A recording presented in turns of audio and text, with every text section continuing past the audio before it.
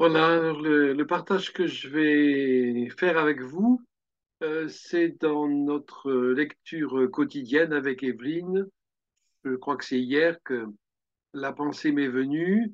À un moment donné, je me disais non, c'est pas cela, et puis finalement, c'est revenu. Alors, je vais partager avec vous. Donc, le thème, c'est rafraîchissement, mais on va orienter les choses d'une manière particulière. Vous allez voir avec quelques textes bibliques. Donc, le premier se trouve dans l'évangile de Luc au chapitre 16, versets 23 et 24. Bon, vous connaissez bien cet épisode du pauvre Lazare et du mauvais riche. Donc, dans ces deux versets, il est écrit: le riche mourut aussi et fut enterré. Dans ces jours des morts, en prise à une grande souffrance, il leva les yeux et vit de loin Abraham avec Lazare à ses côtés. Il s'écria: Père Abraham, aie pitié de moi et envoie Lazare pour qu'il trempe le bout de son doigt dans l'eau afin de me rafraîchir la langue, car je souffre cruellement dans cette flamme. Amen. Donc, la pensée à partir de ce texte, c'est que quand on demande un rafraîchissement, que ce soit vraiment un impératif pour nous. Ce ne soit pas simplement pour se sentir mieux, pour voilà, faire une expérience nouvelle spirituellement, même si c'est bien tout cela, mais que ce soit vraiment comme un cri de notre cœur. Seigneur, on a besoin d'un rafraîchissement. On a besoin que tu nous visites. On a besoin que tu nous remplisses de ton Saint-Esprit. On a besoin de voir ta gloire dans notre Église. Tu as commencé une œuvre. Mène-la jusqu'au bout, s'il te plaît. Il dit: je souffre cruellement, et il veut simplement que Lazare vienne lui rafraîchir le bout de la langue. Mais moi, je crois que le Seigneur veut faire plus que nous rafraîchir le bout de la langue. Il veut rafraîchir notre être tout entier et nous donner de voir sa gloire éclater au milieu de nous, dans chacune de nos vies, dans nos maisons, dans nos foyers. Oui, Seigneur, je veux être comme ce mauvais riche. Bon, lui, il avait mal choisi les choses dans sa vie et à cause de cela, il se retrouve loin du Seigneur. Mais peut-être que nous avons besoin de réaliser que nous ne sommes pas tout à fait comme nous devrions l'être. Nous sommes peut-être encore, même si nous nous rapprochons du Seigneur, encore loin de toutes les choses qu'il a prévues pour nous. Je crois que Dieu a de grandes choses pour nous en réserve. Je crois que il ne veut pas que nous vivions au rabais, au pain sec et à l'eau, mais il veut que nous vivions dans toute sa plénitude, que nous vivions dans l'abondance de son Saint-Esprit, que nous vivions avec l'accomplissement de ses promesses dans nos vies. Alors oui, ce soir, je veux être comme cet homme qui malheureusement ne pourra pas être exaucé. Mais Seigneur, nous savons que toi, tu es là, tu nous entends, tu nous exauces, tu entends le cri de nos cœurs, tu entends la soif de nos cœurs. Seigneur, aie pitié de nous, viens nous rafraîchir, viens nous accorder ta grâce, viens nous accorder ce renouvellement, ce réveil spirituel dont nous avons tant besoin dans nos vies personnelles, dans ma vie personnelle. J'ai besoin de cela. Seigneur, que ton Saint-Esprit mette ce feu dans mon cœur, qu'il mette ce désir ardent dans mon cœur, qu'il mette cet impératif et que je ne cesse de, de m'approcher de toi, de te laisser agir en moi et de te laisser répandre ton Saint-Esprit en moi pour que je puisse vraiment être rafraîchi. Un deuxième texte, c'est dans le livre de Jérémie, au chapitre 31, au verset 25, Dieu qui fait une promesse, parce que c'est vrai que nos prières, elles montent vers le ciel parce que nous savons quelles sont les promesses que le Seigneur nous fait, et nous savons que ces promesses sont oui, amen, et nous savons qu'il ne nous trompe pas et qu'il ne se repent pas de ses dons, de ses promesses. Le Seigneur dit: je rafraîchirai l'âme altérée et je rassasierai toute âme languissante. On dit souvent, il y a ce proverbe qui dit qu'on ne peut pas faire boire un âne qui n'a pas soif. Mais si nous avons soif, eh bien le Seigneur dit: je rafraîchirai l'âme altérée. C'est un peu la même pensée que avec le texte précédent, mais oui, Seigneur, il y a la réponse qui est là. Mon âme a soif, elle est altérée, je me sens encore sec, pas assez arrosé, pas assez détrempé. Je crois que le Seigneur veut détremper nos âmes, pas seulement nous rafraîchir avec un brumisateur, mais vraiment nous envoyer une pluie abondante du ciel pour que notre âme soit vraiment désaltérée.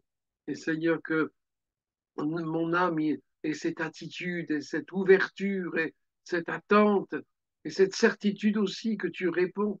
Parce que, pardon, ta parole est oui, amen. Ta parole, elle est pour nous, elle est pour chacun d'entre nous et elle s'accomplit parce que sur la croix, tu as déjà tout accompli.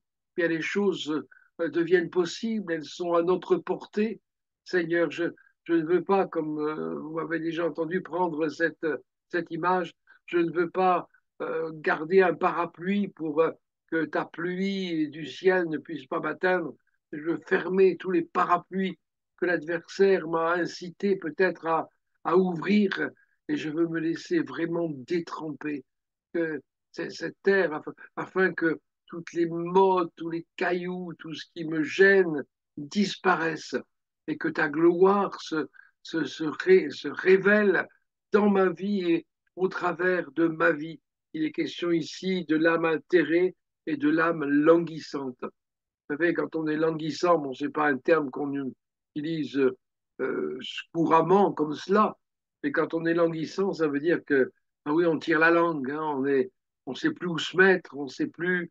Et quand on connaît des périodes de canicule, c'est le cas. On ne sait pas comment trouver de la fraîcheur, comment, Père Seigneur, nous sommes sans doute encore dans une canicule spirituelle mais la fraîcheur, c'est auprès de toi que nous la trouvons. Nous le savons, et oui, que tu accomplisses ta parole en nous et au travers de nous. Amen. Et puis, il y a ce texte aussi des Proverbes, au chapitre 3, les versets 7 et 8. Ne sois point sage à tes propres yeux, crains l'Éternel et détourne-toi du mal. Ce sera la santé pour tes muscles et un rafraîchissement pour tes os. Cela nous met encore davantage en face de nos responsabilités, en face peut-être des obstacles à ce rafraîchissement.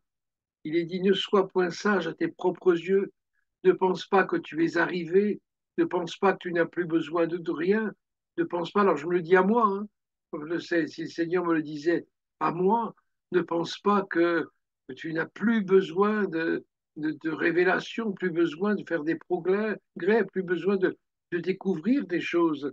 Non, ne sois point sage à tes propres yeux. Je veux être sage, mais pas pour dire, vous voyez ce que je réalise, vous voyez les progrès que j'ai faits, vous voyez les réponses que j'obtiens de la part du Seigneur. Non, je ne veux pas être sage à mes propres yeux, Seigneur. Sans toi, je ne suis rien. Sans ta grâce, je suis perdu. Sans la croix et la victoire de la croix, je suis encore dans les ténèbres et dans la perdition. Non, Seigneur, je crains l'Éternel. Et comme on l'a revu avec Didier, Sam, et dans les prédications dernières, c'est vrai que la crainte de l'Éternel, c'est pas une peur panique, mais c'est le respect de Dieu. Je crains, Seigneur, de t'être désagréable. Je crains de n'avoir pas compris peut-être ce que tu m'as dit. Je crains, Seigneur, de marcher à côté de tes plans. Seigneur, je veux vraiment marcher dans tes voies. Je veux vraiment te réjouir. Je veux vraiment que tu prennes plaisir dans ma vie, que tu prennes plaisir en moi. Crains l'Éternel et détourne-toi du mal. Ça va de pair. Si je crains l'Éternel, je vais me détourner du mal, comme la parole de Dieu me le dit par ailleurs. Attache-toi fortement au bien et le mal en horreur, pas chez les autres, mais chez moi. J'ai besoin de me, d'avoir du dégoût de ce qui en moi ne plaît pas au Seigneur. Oui, Seigneur, je veux me détourner du mal. Et ça, c'est ma responsabilité. Il y a des choses où on voit peut-être le diable un peu partout.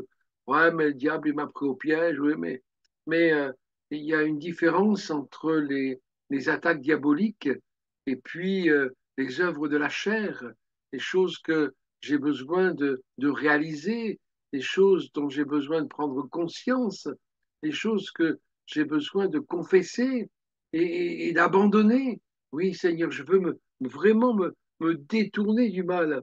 Et il est dit, eh bien, ce sera la santé pour tes muscles et un rafraîchissement pour tes os.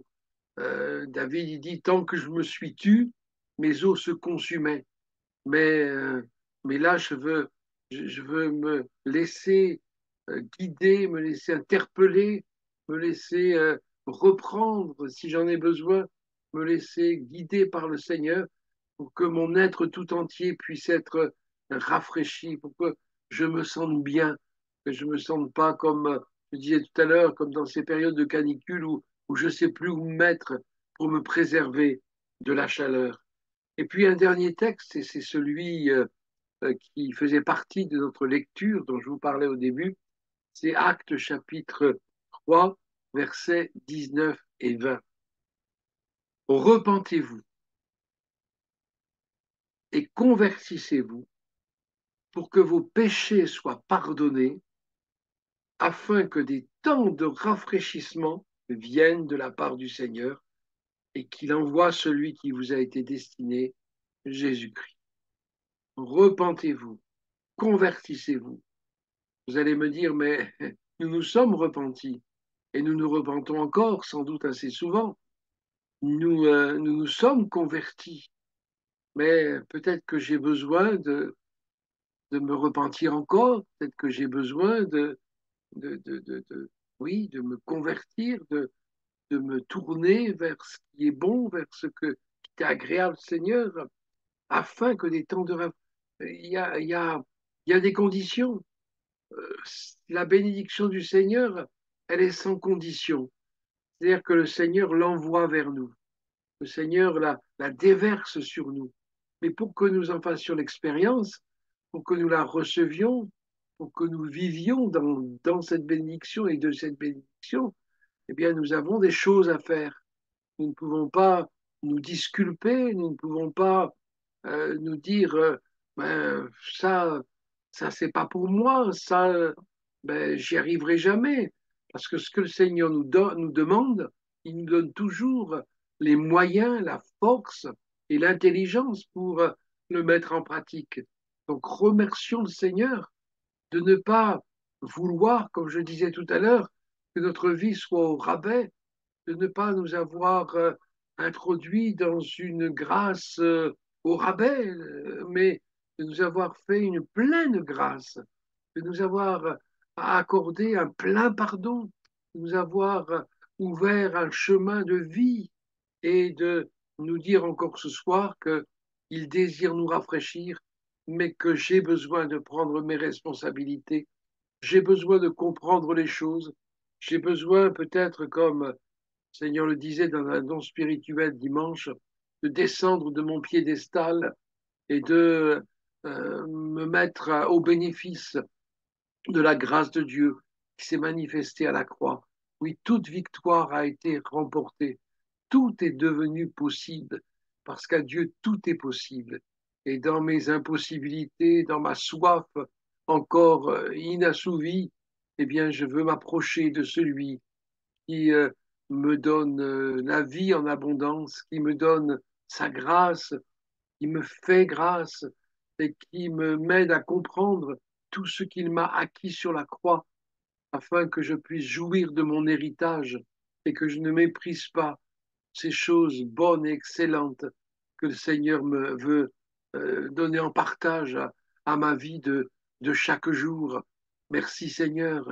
Je pensais en méditant ces choses à ce chant que nous avons appris avec nos amis québécois lors de la convention que nous avions organisée à Montauban. Tu me rafraîchis par ta présence. Ce qui me fait du bien, c'est d'être avec toi. Et Seigneur, je veux avoir la vie, avoir ta vie. Et Seigneur, là où il y a la sécheresse, que ta pluie bienfaisante vienne me rafraîchir afin d'enlever toute sécheresse et de me donner de porter du fruit, du bon fruit, et que là où je me suis trompé, eh bien, tu puisses aussi m'éclairer et ne pas me laisser dans mon état. Merci Seigneur parce que oui, tu es plein de compassion. Tu n'es pas venu pour m'écraser, tu n'es pas venu pour me condamner, mais tu es venu pour me relever, tu es venu pour me rafraîchir. Et ce soir encore, tu veux rafraîchir nos vies. Amen. Merci, c'est vrai Seigneur, pour les perspectives que tu places devant nous. Merci aussi de ne pas avoir fait de nous des chiffres molles, mais d'avoir fait de nous des gens responsables, des hommes et des femmes, jeunes et moins jeunes, qui prennent leurs responsabilités, Seigneur, qui savent ce qu'ils veulent. Ce que nous voulons, c'est voir ta gloire éclater dans nos vies, dans nos maisons, dans notre Église. Merci pour tout ce que tu fais, tout ce que tu as commencé de faire. Aide-nous à marcher, Seigneur, dans cette voie-là dans tes voies à toi, Seigneur. Pardonne-nous toutes les fois où nous n'avons pas compris, toutes les fois où nous avons pensé que nous comprenions peut-être mieux que toi, mieux que ta parole. Mais merci parce que tu nous donnes, oui, de pouvoir marcher humblement devant ta face. Merci pour chacun de mes frères, chacune de mes sœurs, ceux avec qui nous sommes réunis ce soir et ceux qui n'ont pas pu se connecter ou qui ne l'ont peut-être pas jugé utile. Merci Seigneur et à toi la gloire. Amen.